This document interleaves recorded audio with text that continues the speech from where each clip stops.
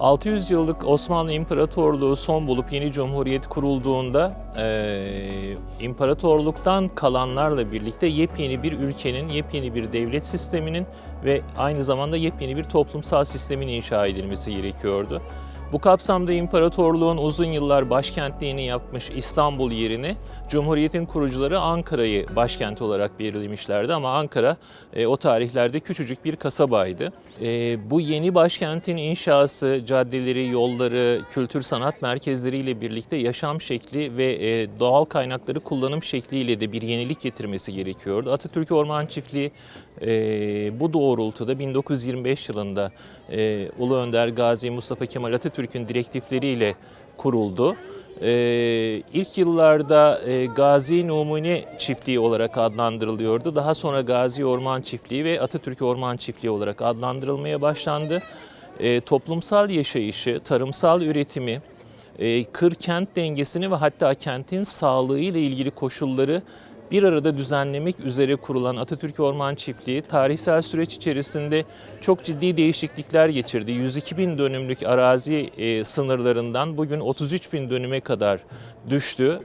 Yaşanan bu sınır kayıplarına rağmen Atatürk Orman Çiftliği halen 33 bin dönümlük devasa büyüklüğüyle Ankara gibi büyük bir başkentin içerisinde geçmişten geleceğe uzanan bir köprü ve toplumsal yaşamın, tarımsal üretimin ve doğal kaynak kullanımının düzgün şekilde gerçekleştirilmesi için önemli bir potansiyel taşıyor. Bildiğiniz üzere Atatürk Orman Çiftliği aslında bir çökelti arazisi içerisinden geçen Ankara çayının bütün düzlüğe kavuştuğu bir yerdir. Dolayısıyla sazlık ve bataklık bir alandır. O zaman içerisinde de bu sazlık ve bataklık alan bu sivrisinekler dolayısıyla sıtmanın en çok yayıldığı yerdir. Bu anlamda burası sıhhileştirilerek bu sıtmayla savaş içerisindeki cephelerden birisi olmuştur. Hatta iddialı bir sonucu olmuştur. Sıtma üreten bir yerden sağlıklı nefsillerin rahatça eğlenip rekreatif faaliyetler yaptığı, ekonomi faaliyetlerini sürdürdüğü bir alan haline dönüşmüştür. Birçok kişi bilmez ama bu 10. yıl nutkunda mesela 10 yılda 15 milyon genç yarattık her yaştan cümlesi o zaman için nüfusun doğal yöntemlerle artışına ilişkin değil, sıtmayla savaş neticesinde yeni cumhuriyetin kazandığı zaferin nişanesi olarak o nutkun içerisine yerleştirilmiş, 10. yıl marşının içerisine yerleştirilmiş bir cümledir. Atatürk Ormanı. Bu orman zamanın devlet başkanı Sayın Cemal Gürsel'in yakın ilgi ve direktifleriyle Orman Bakanlığı, Türkiye Ormancılar Cemiyeti ki o zamanki adı cemiyetti daha sonra dernek oldu ve Orta Doğu Teknik Üniversitesi'nin ortak çalışmalarıyla kurulmuştur. Deneme çalışmaları başlangıcı 1958 Ekim ayıdır. Kuruluş çalışmalarının başlangıcı Kasım 1960'tır.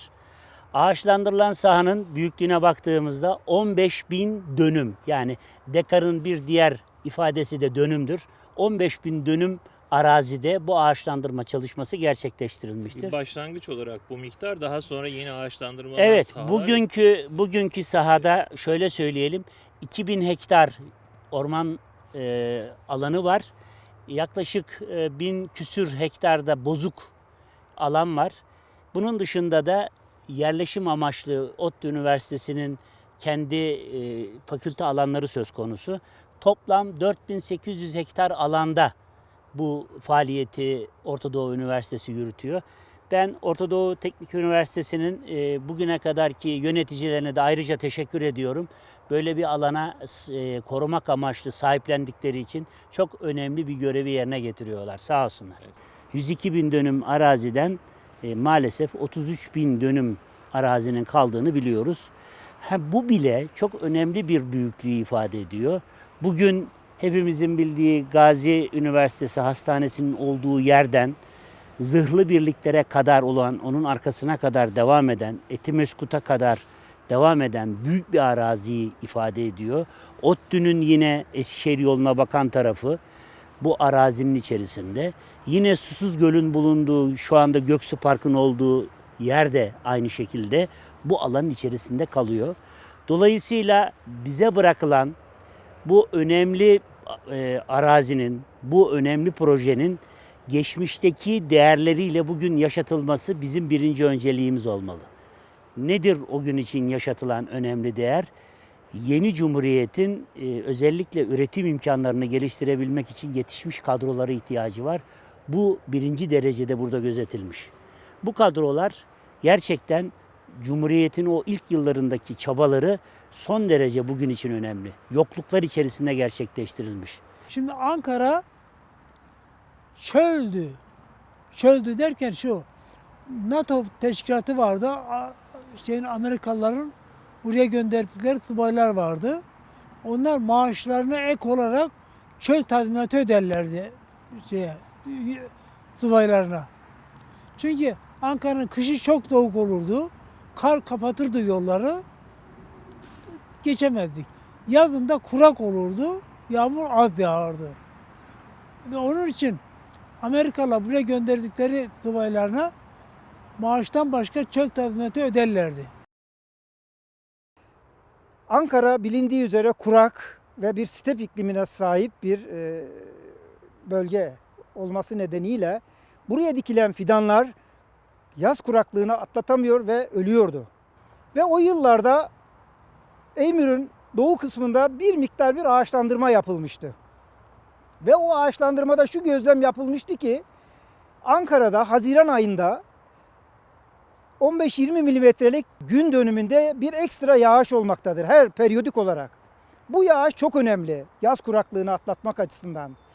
İşte Haziran ayındaki bu yağış eğer toprakta tutulabilirse ve toprağın nemli olarak 25-30 gün, bir aylık sürede nemli kalması dikilen fidanın yaz kuraklığını atlatmasına sebep oluyor ve dolayısıyla başarı elde edilebiliyordu. İşte bu fikirden hareketle bu yağışın nasıl tutulabileceğine kafa yorulmuştu. Bunun için de tekne terası dediğimiz iki başı kapalı kesik tekne terasları oluşturulması fikri ortaya atıldı. Bu teras tekniği Türkiye'de ilk defa Ankara'da kullanılmış bir teknik olup bu terasların araziye aplikasyonu için yetişmiş personel yok, alet edevat yok.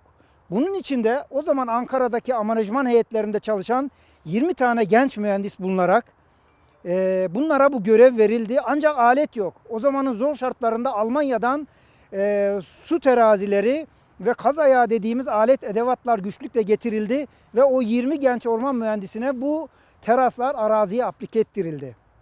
Ve bunun üzerine bir etüt ağaçlandırma projesi hazırlandı. Daha sonrasında bu çalışmalara başlandı. Ve bu ağaçlandırma çalışmaları esnasında sedir ve karaçam ağırlıklı kullanıldı ve bu sedir ile karaçam Çankırı ve Eskişehir'den temin edildi. Daha da ötesinde huştur, mahlep, diş budak ve kavak fidanları da ta Erzurum'dan getirilerek kullanılmıştır. Bunun yanında badem ve meşe palamutları kullanılarak buranın ağaçlandırılması 5 yıl içerisinde tamamlandı. Ve zamanından önce gerçekleştirildi. Sonrasında da ot diye teslim edildi. Benim de emeğim var. Bu da vakitler Orman Bakanlığı'nda bir daire başkanıydım. Bu ağaçlandırmalarda yardımlarımız oldu. Eğer bu orman olmasaydı buralar Ankara'nın diğer yerleri gibi gecekondu olurdu. Bu ormanlar olunca Ankara'nın şeyi değişti. İklimi değişti. Şimdi hem iklim değişti hem oksijen verdi Orta Doğu ormanları.